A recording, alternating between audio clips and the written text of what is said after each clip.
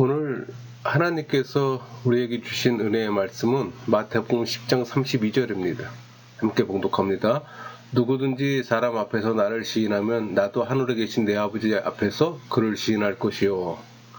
오늘 말씀의 제목은 예수님을 메시아로 고백하는 그리스도인입니다. 선포되는 말씀을 통해 하나님의 은혜를 경험하는 시간이 되기를 소망합니다.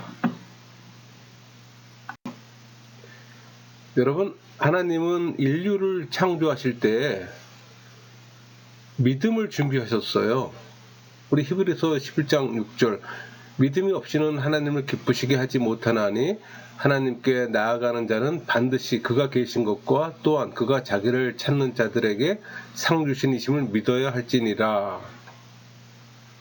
하나님은 믿음이 없이는 하나님을 기쁘시게 하지 못한다고 말씀하시면서 어떻게 믿음을 가질 수 있는지 말씀해 주셨어요. 여러분, 하나님께서 믿음을 준비하지 않고 우리들에게 믿음을 가지라고 명령하신다면 그것은 하나님의 공의에 맞지 않아요. 종교인들은 예수의 믿음 대신에 믿음처럼 보이는 지적 동의를 믿음이라고 착각해요. 그러니까 이 지적 동의라는 믿음은 예수의 믿음을 선물 받은 신앙인만이 구별할 수가 있어요. 많은 사람들이 성경을 읽고 말씀이 진리라는 것에 동의하지만 오로지 지성으로만 동의해요. 성령의 역사가 없다는 겁니다. 성령의 역사로 응답받을 수 있는 것은 심령에 있는 의지뿐이에요.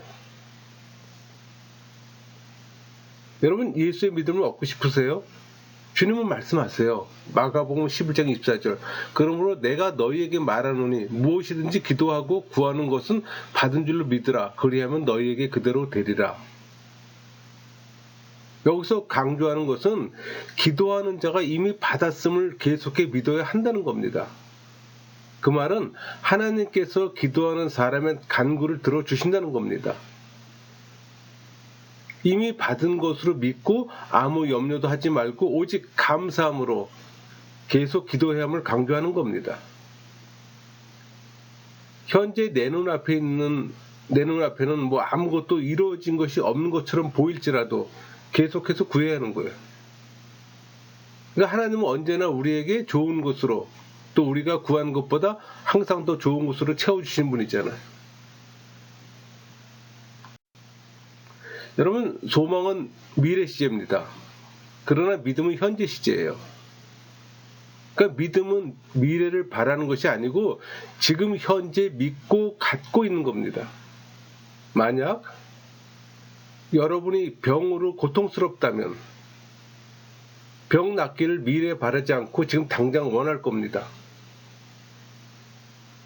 또 여러분이 성령 세례를 원한다면 미래가 아닌 지금 받기를 원할 겁니다. 그러니까 구원은 소망이 아니라 믿음으로 얻어요. 우리는 구원을 소망할 필요가 없어요.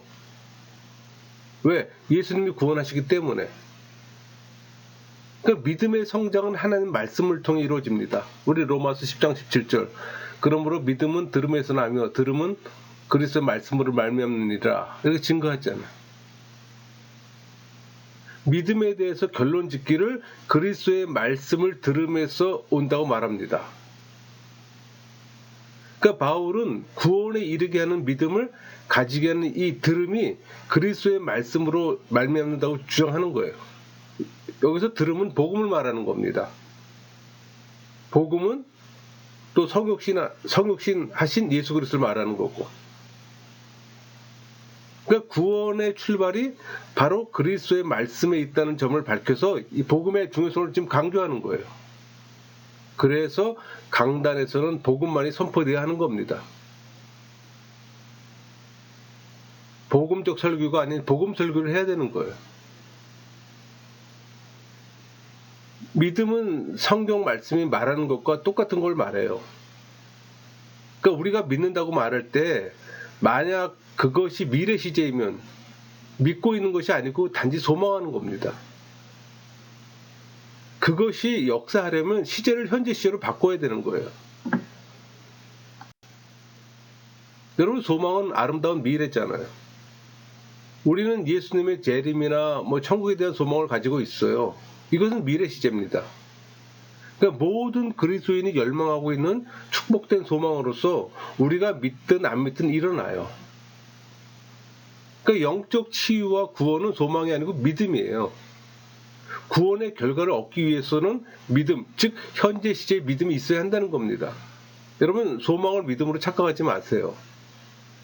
믿음의 전제하에 소망을 가져야 하기에 믿음 없는 소망은 무의미합니다. 그래서 신앙인이 말하는 소망은 실현되지만 종교인이 말하는 소망은 실현되지 않아요. 그러니까 믿음의 시각은 이미 성취됨을 말하는 겁니다. 우리 잠언 4장 20절에서 22절까지 말씀을 볼까요? 내 아들아, 내 말에 주의하며 내가 말하는 것에 내 귀를 기울이라. 그것을 내 눈에서 떠나게 하지 말며 내 마음속에 지키라. 그것을 얻는 자에게 생명이 되며 그의 온 육체의 건강이 됨이니라. 여기서 건강이란 단어 나오잖아요. 히브리어로 마르페입니다. 마르페. 그러니까 고침, 치료의 의미를 가져요. 헬스, 힐링, 그런 의미를 갖고 있죠. 그러니까 고침과 치료 방법 중에 하나는 말씀을 내 눈에서 떠나지 말게 하라는 얘기예요. 그러니까 지혜의 교훈을 의식적이든 무의식적이든 피하거나 흘려버리지 말고 항상 예민하게 대처하고 순종해 받아들일 것을 촉구하는 내용이에요. 그 사람들은 세속을 바라봄으로 실패하지만 신앙인은 하나님의 말씀을 항상 봐야 합니다. 또 말씀으로 믿음을 받는다고 여러 번 말씀드렸잖아요. 여러분이 그것을 갖기 전에 그것을 얻는다는 것을 믿어야 합니다. 근데 여러분, 주변에 그런 사람들이 있어요. 보기 전에는 못 믿어요. 이런 사람이 있잖아요. 여러분이 살면서 볼 수 없는데 믿는 것들도 많이 있잖아요. 하나님은 우리를 바르게 믿도록 하기 위해서 말씀을 주셨어요. 그게 히브리서 13장 5절 말씀 보세요. 돈을 사랑하지 말고 있는 바를 족한 줄로 알아. 그가 친히 말씀하시기를 내가 결코 너희를 버리지 아니하고 너희를 떠나지 아니하리라 하셨느니라. 그러니까 신앙인들이 주어진 여건에 만족하는 것은 하나님께서 자기 백성을 지켜주시고 함께 한다고 약속하셨기 때문이에요. 그러니까 하나님께서 함께 하시며 지켜주신다는 사실은 주어진 환경에 자족하게 합니다. 여러분, 주님은 우리를 도우세요. 우리 히브리서 4장 14절 그러므로 우리에게 큰 대제사장이 계시니 승천하시니 곧 하나님의 아들 예수시라. 우리가 믿는 도리를 굳게 잡을지어다. 그래서 믿는 도리라는 단어가 나옵니다. 헬라어로 호몰로기아스입니다. 호몰로기아스. 선언, 고백의 의미를 가져요. 그러니까 그리스도에 대한 신앙 고백을 끝까지 지키라는 권고입니다. 그러니까 예수님은 우리를 위해 죽고 부활하시고 승천하셨어요. 그러니까 여러분이 아무 말도 하지 않는데 심령에 있는 믿음만으로 되는 것은 아닙니다. 그것은 그냥 역사하지 않아요. 성경 어디에도 그런 대목은 없습니다. 우리 마가복음 16장 23절 내가 진실로 너에게 이르노니 누구든지 이 산더러 들려 바다에 던져지라 하며 그 말하는 것이 이루어질 줄 믿고 마음에 의심하지 아니하면 그대로 되리라.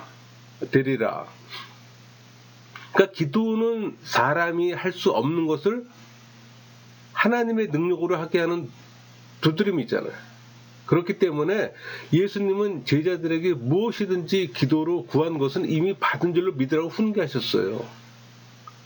여러분, 영혼의 심령 속에 있는 예수의 믿음은 병 고침을 주지 못해요. 그렇다고 또 성령 충만함도 줄 수 없어요. 기도의 응답도 줄 수가 없어요. 그러니까 성령의 심령 속에 있는 영혼의 심령 속에 있는 예수의 믿음이 여러분 입술로 고백될 때 결과를 가져옵니다. 왜? 믿음은 단순한 도구이기 때문에.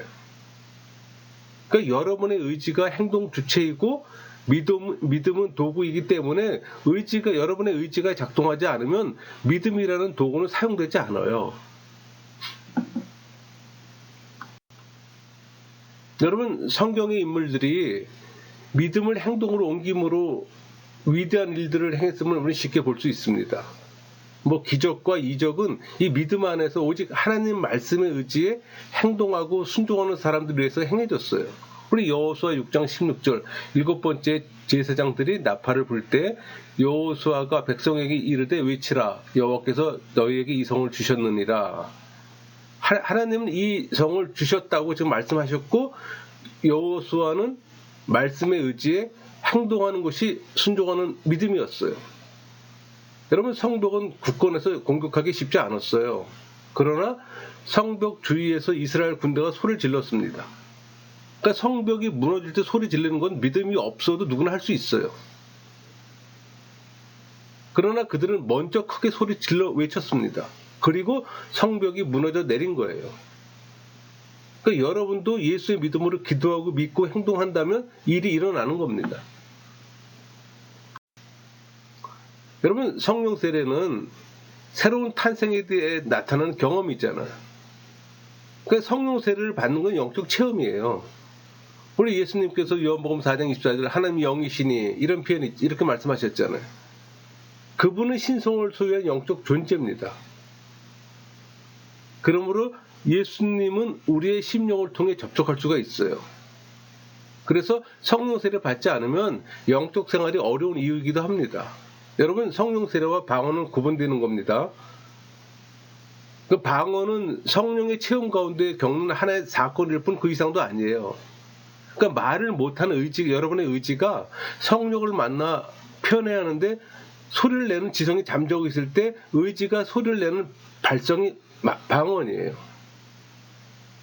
여러분 사도 바울은 고린도전서 14장 14절 내가 만일 방언으로 기도하면 나의 영이 기도하거니와 나의 마음은 열매를 맺지 못하리라 이렇게 말씀했습니다. 그러니까 방언은 교감을 목적으로 주어지는 거예요. 교감만 할 뿐 다른 유익이 없어요. 그러니까 방언으로 말할 수 있도록 환경을 만드는 것은 영혼에 내주하는 성령이에요. 성령 하나님이에요. 그러니까 여러분은 성령께 반응하는 겁니다. 그러니까 많은 사람들이 이 육적 감각에 의지하기 때문에 실패하고 거짓 방언을 말하는 겁니다. 여러분 침묵 기도 가운데 여러분 영혼의 의지가 성령을 체험하고 성령과 깊은 교감 속에 나타나는 현상이 방언이에요. 그러니까 내가 하고 싶을 때 하는 방언은 거짓 방언입니다. 여러분 모든 종교에 다 방언이 있어요. 기독교만 방언이 있는 게 아니에요. 기독교의 방언은 다른 종교 방언과 달라요. 그러니까 종교인이 쉽게 하는 것은 기독교에서는 거짓 방언이라고 말합니다. 그런 이해는 좀 필요해요.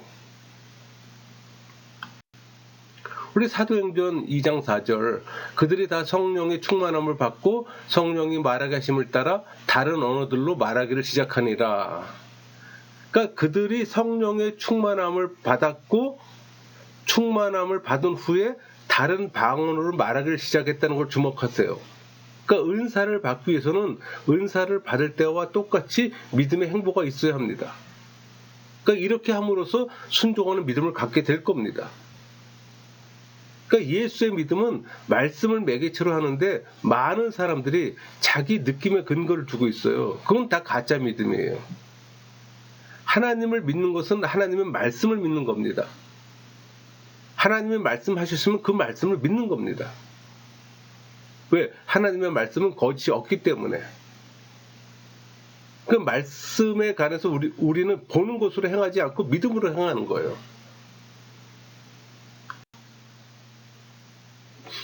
여러분 하나님의 병 고침은 영적 치유입니다.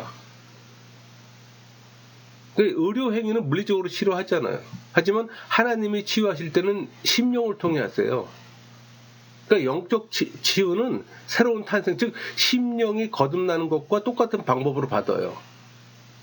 그러니까 여러분이 중생할 때 거듭나는 것은 몸이 아닌 심령의 재탄생입니다. 그러니까 몸을 변화시키는 것은 거듭난 속사람이에요. 그러니까 예수님께서 요한복음 3장 6절 육으로 난 것은 육이요 영으로 난 것은 영이니라 이렇게 말씀하셨잖아요.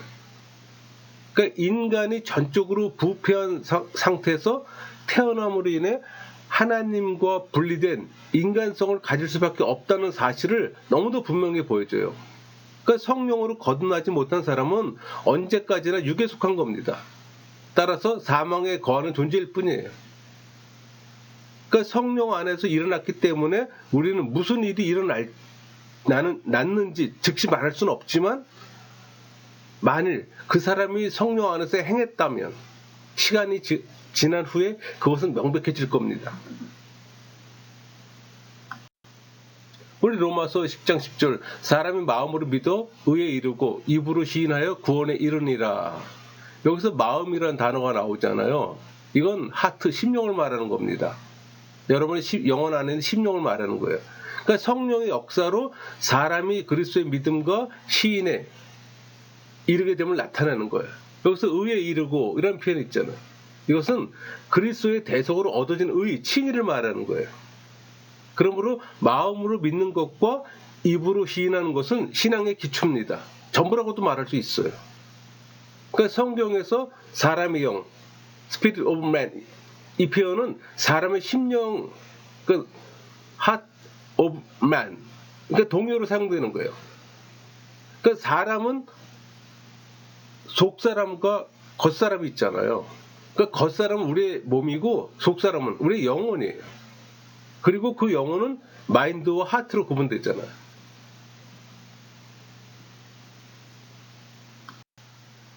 우리 고린도전서 9장 27절, 내가 내 몸을 쳐 복종하게 하면 내가 남에게 전파한 후에 자신이 도리어 버림을 당할까 두려움이로다. 여기서 내가 내 몸을 쳐 복종하게 하면 이렇게 말할 때 나는 거듭난 속사람이며, 그러니까 몸으로 무엇인가를 하기 위해 몸을 복종케 해요. 그러니까 사도 바울은 육체적인 본성뿐만 아니라 정신적인 죄의 성향과 욕망까지 복종시키려고 합니다. 또 사도 바울은 로마서 12장 2절, 너희는 이 세대를 본받지 말고 오직 마음을 새롭게 함으로 변화를 받아 하나님의 선하시고 기뻐하시고 온전한 뜻이 무엇인지 분별하도록 하라.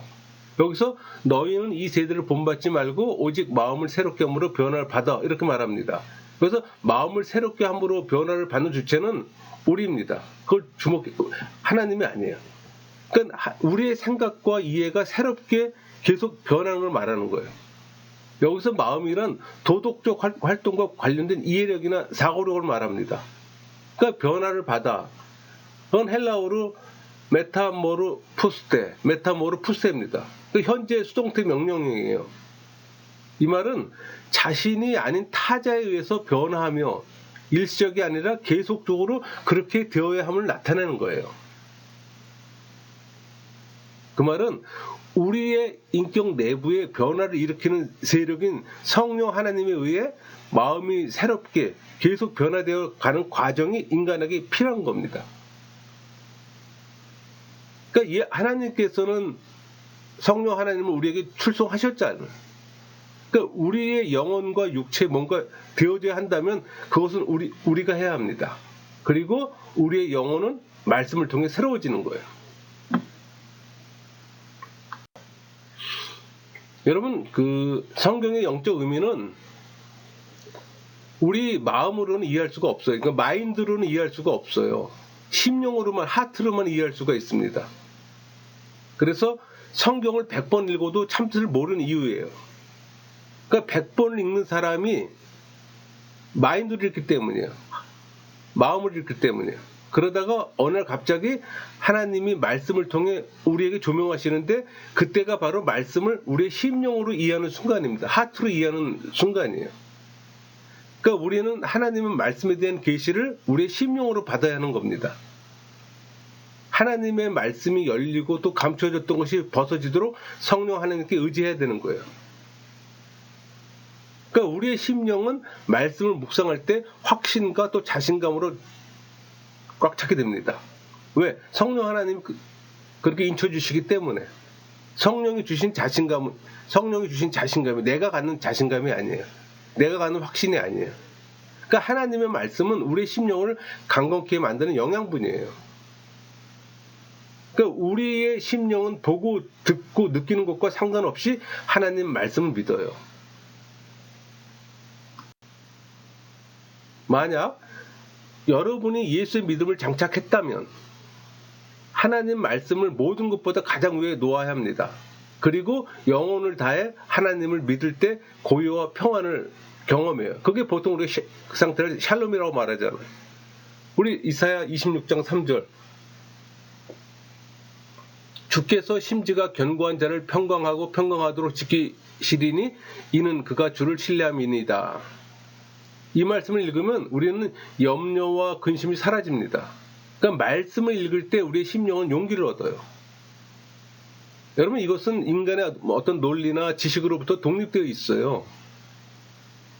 아마도 인간의 논리나 육체적 증거와 반대될 수도 있습니다. 많은 사람들이 평강하지 못한 이유는 그들이 세상의 편안과 안락을 택했기 때문이에요. 그러나 성경은 우리 요한일서 4장 4절 자녀들아 너희는 하나님께 속하였고 또 그들을 이겼나니 이는 너희 안에 계신 이가 세상에 있는 자보다 크심이라 이렇게 말씀하시잖아요. 하나님께 속하였고 이 말은 세속과 연합하지 않고 하나님께 소속되어 있는 신앙인임을 말하는 겁니다. 그러니까 신앙인은 성령의 은혜로 지배하기에 세속에 정복당할 수 없음을 좀 알아요. 그러니까 우리는 믿기 때문에 알고 있는 겁니다. 여러분, 예수님께서 말씀하신 걸 주목하세요. 우리 요한복음 16장 9절 죄에 대하여라 함은 그들이 나를 믿지 아니하며. 그러니까 예수님은 당신이 승천 후에 오실 보혜사 성령께서 책망할 죄는 나를 믿지 아니함 때문이라고 우리에게 알려주십니다. 그러니까 우리는 구원받기 위해 지은 모든 죄를 고백한다고 생각하고 주장해요. 그러나 사람들은 자신이 지은 모든 죄를 기억하지 못해요. 그런데 어떻게 다 고백할 수가 있습니까? 불신자가 해야 될 최고의 고백은 예수님께서 우리의 주되심을 고백하는 겁니다. 그러니까 성령은 믿지 않는 자의 죄와 그에 따른 사망에 대해 세상으로 하여금 깨닫게 하세요. 그러니까 성령 하나님은 각 사람의 양심에 빛을 비춤으로 그들의 죄가 드러나게 했어요. 죄에서 돌아서게 해요. 궁극적으로 하나님과 화해하도록 도우세요. 여러분, 구원의 시작이 죄에 대한 인식이라고 했잖아요. 죄에 대한 인식하고 통해 자복을 해야 되는 겁니다. 그러려면 죄가 드러나야 돼. 자기 죄를 볼 수 있어야 되는 거예요. 근데 그걸 내가 생각해내는 어떤 자범죄 수준이 아니라 원죄를 말미암는 죄의 경향성이 있음을 깨닫게 돼요. 그걸 성령이 보여주세요. 그런 경험들을 해야 되는 겁니다. 그랬을 때 하나님과 화해가 되는 거예요. 그걸 도우시는 게 성령 하나님이에요. 이것이 죄를 책망하시는 성령의 궁극적인 목적입니다. 그래서 성령 세례를 통한 예수의 믿음을 선물 받는 것은 구원의 시작이에요. 우리 마태복음 10장 32절 볼까요? 누구든지 사람 앞에서 나를 시인하면 나도 하늘에 계신 내 아버지 앞에서 그를 시인할 것이요. 여기서 나를 시인하면, 직역하면 내 안에서 시인하면 그 뜻이에요. 그러니까 예수님과 연합된 상태에서 고백하는 걸 말하는 겁니다. 여기서 그 시인하면 이 단어의 헬라어는 호몰로게오입니다. 그러니까 이 말은 오히려 신앙을 고백하면으로 번역하는 게 더 좋을 것 같아요. 그 말은 자신이 예수님과 생명적 연합을 이룬 존재로서 예수는 그분이 바로 자신의 주이심을 사람에게 공개하는 거예요. 그러니까 구체적인 삶의 현장에서 고백하는 겁니다. 그러니까 자신이 예수님의 제자임을 나타내는 단적인 표시예요. 즉 설사 마음으로 예수님을 인정한다고 하더라도 공개적으로 시인하지 않으면 예수님의 제자로 말할 수가 없어요. 그래서 자기가 그리스도인임을 감추는 자는 예수님의 제자로 말할 수가 없는 겁니다. 어떤 상황에서도 나는 그리스도인이라는 걸 이야기할 수 있어야 되는 거예요. 그러니까 예수님을 메시아로 고백하는 자는 이미 그리스도의 영을 받고 또 그의 교훈을 마음속에 간직하며 생활로 표현한 자를 말하는 겁니다. 근데 여러분, 일상의 삶에서 자기 교회 다니는 걸 감추는 자들 있잖아요. 일부러 말 안 하는 자들 있잖아요. 그런 사람은 예수님을 메시아로 고백하는 자라고 말할 수가 없죠. 그러니까 우리는 하나님 앞에서 그리스도를 주로 시인하는 올바른 마음을 가져야 할 뿐 아니라 사람 앞에서도 그와 같이 고백하는 담대한 용기를 지니지 않으면 안 되는 겁니다.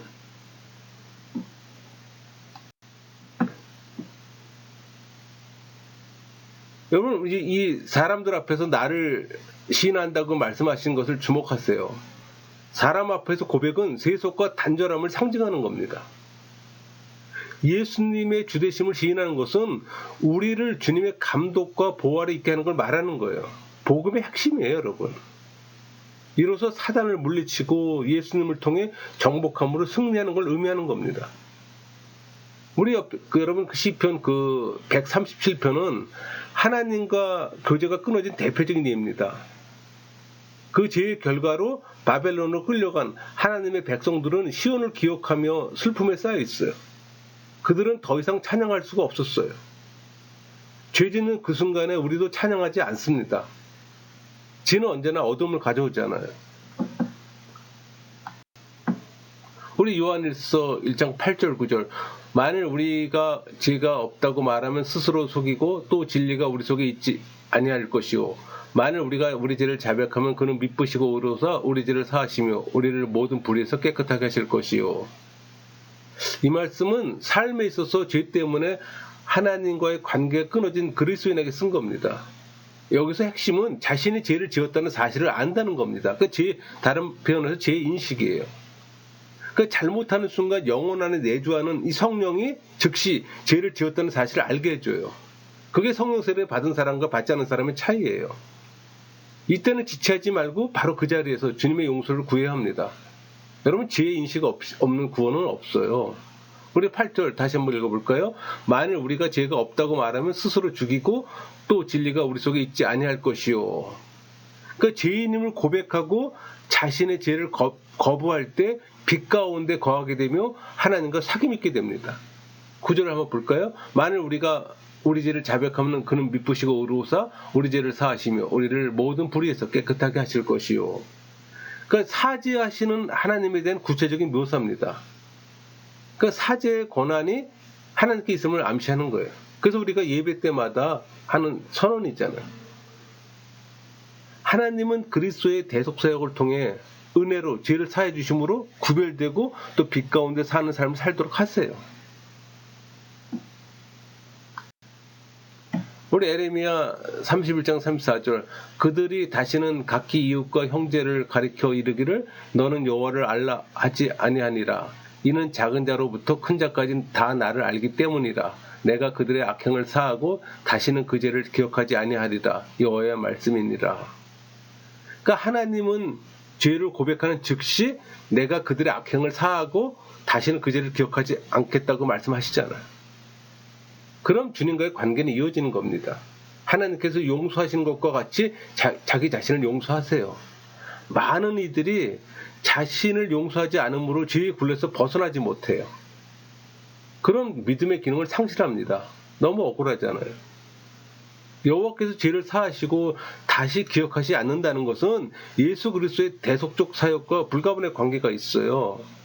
하나님께서는 예수님에게 죄악을 담당케 하고 십자가에서 죄인으로 죽게 하심으로 속죄의 역사를 이루셨잖아요. 대속적 죽음을 믿는 자들의 죄를 영원히 사하시고 예수님의 의로운 행위에 입각해 의롭다 칭해 주신 겁니다. 그 이신칭이잖아요. 우리 야고보서 5장 15절 믿음의 기도는 병든 자를 구원하리니 주께서 그를 일으키시리이다. 혹시 죄를 범하였을지라도 사하심을 받으리라. 이 말씀은 종종 병 고침을 위한 기도로 사용됩니다. 여러분 병 고침 안에는 용서가 있어요. 그리스도의 속량으로 우리를 구속하셨어요.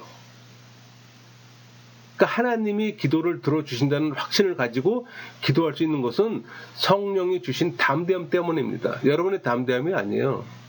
성령이 주신 담대함으로 할 수가 있는 겁니다. 그리스도인들은 사죄의 권한이 하나님께 있음을 인식해요. 병든 자를 위해 믿음의 기도를 행하되 모든 결과를 하나님께 의뢰해야 합니다. 하나님께 맡기는 거예요. 하나님은 우리의 입술을 통해 나온 고백으로 역사하십니다. 우리 예수님께서 마가복음 16장 15절 또 이르시되 너희는 온 천하에 다니며 만민에게 복음을 전파하라. 이렇게 말씀하셨습니다. 이것이 하나님께서 우리를 통해 일하시는 방식이에요. 만일 우리가 기도만으로 사람들을 구원받게 할 수 있다면 우리는 선교사들을 보내지 않아도 될 겁니다. 그러나 성령 하나님은 하나님의 말씀과 연결될 때 역사하세요. 그래서 제가 늘 말씀드렸잖아요. 성령과 말씀은 함께 움직인다고. 동시사역이에요. 그 사실을 꼭 기억해야 합니다. 그러니까 고백은 두려움을 쫓아내요. 불가능한 문제에 직면하고 있습니까? 그럼 영혼 안에 계신 성령 하나님을 바라보면서 하나님이 지금 나와 함께 계신다고 말하세요. 그 믿음의 표현이 성령 하나님이 여러분을 대신해서 일한다는 사실을 발견하게 될 겁니다. 여러분, 믿음은 도구예요. 그 도구를 사용하세요. 여러분이 진정 갖고 있다면. 여러분, 고백이 없는 믿음은 없어요. 믿음도 사랑처럼 심령의 일이잖아요. 고백이 수반돼요. 믿음은 고백함으로 자라납니다. 믿음은 고백하는 것 이상으로 자랄 수 없다는 것을 기억하세요. 말씀이 그리스도 안에 있는 여러분에게 선포하고 계신 것을 담대하게 입술로 시인하세요. 우리 로마서 8장 37절 볼까요? 그러나 이 모든 일에 우리를 사랑하신 이로 말미암아 우리가 넉넉히 이기느니라. 우리 마가복음 10장 24절. 그러므로 내가 너에게 말하노니 무엇이든지 기도하고 구하는 것은 받은 줄로 믿으라. 그리하면 너에게 그대로 되리라. 처음에는 이 말씀이 사실같이 느껴지지 않을지라도 입술로 시인하세요. 믿음의 고백이 사건을 사진 현상하는 것처럼 드러남을 발견하게 될 겁니다. 신앙 고백할 때 중요한 것은 예수 그리스도에 대해 우리가 개인적으로 아는 것과 우리가 그리스도 안에서 누구냐는 겁니다. 여러분, 바울의 서신서를 읽으면은 그런 표현들 많이 나와요. 그 안에서, 그리스도 안에서 이런 표현들이 많이 나옵니다. 그러니까 그런 표현을 여러분 볼 때 그 구절을 형광 펜으로 밑줄 긋고 옮겨 적어보세요. 그리고 그것을 읽어보세요. 그 이해가 좋은 게 있네요. 고린도서 5장 17절. 그런즉 누구든지 그리스도 안에 있으면 새로운 피조물이라 이전 것이 지나갔으니 보라 새 것이 되었도다. 영혼의 변화가 있을 겁니다. 신앙인은 하나님의 형상을 가진 새로운 피조물이기 때문에 가능한 거예요. 여러분, 신앙인은 율법의 저로부터 속량 받았잖아요. 새로운 피조물이 된 우리는 두려워할 필요가 없어요. 우리 사도행전 17장 28절 우리가 그를 힘입어 살며 기동하며 존재하느니라. 너희 시인 중 어떤 사람들의 말과 같이 우리가 그의 소생이라 하니. 여기서 이제 그를 힘입어 살며 기동하며 존재한다고 표현되어 있잖아. 또 골로새서 1장 3절 그가 우리를 흑암의 권세에서 건져내사 그의 사랑의 아들의 나라로 옮기셨으니 우리가 흑암의 권세 즉 사단의 능력으로부터 풀려났다고 말합니다. 우리 이사야 40장 10절 두려워하지 말라 내가 너와 함께함이라 놀라지 말라 나는 네 하나님이 됨이라 내가 너를 굳세게 하리라 참으로 너를 도와주리라 참으로 나의 의로운 오른손으로 너를 붙들리라. 이 말씀을 개인적 메시지로 삶을 때 삶이 달라집니다. 왜? 우리는 새 언약 아래 있기 때문에. 우리의 고백이 잘못되면 믿는 것이 잘못된 것이고 믿는 것이 잘못된 것은 생각이 잘못된 겁니다. 또 만일 우리의 생각이 잘못되었다면 그것은 영혼의 말씀으로 새로워지지 않았기 때문이에요. 신앙인에게 일어난 가장 큰 일은 영적 영역으로 들어가는 겁니다. 그러니까 지성과 육적 감각은 영적 영역으로 들어갈 때마다 가로막기 때문에 말씀으로 새로워지지 않으면 영혼은 육적 영역에 머물러요. 그러니까 신앙인에게는 영적 영역이 있어요. 그게 살아야 할 영역이에요. 신앙인이 살아야 할 영역입니다. 물론 세속에 우리 몸이 있어요. 그러나 우리 영혼이 살아야 할 영역은 영적 영역입니다. 그것을 깨닫게 되면 예수님을 메시아로 고백하는 그리스도인이 되는 거예요. 여러분 모두가 그런 그리스도인이 되기를 소망합니다. 말씀을 마치겠습니다.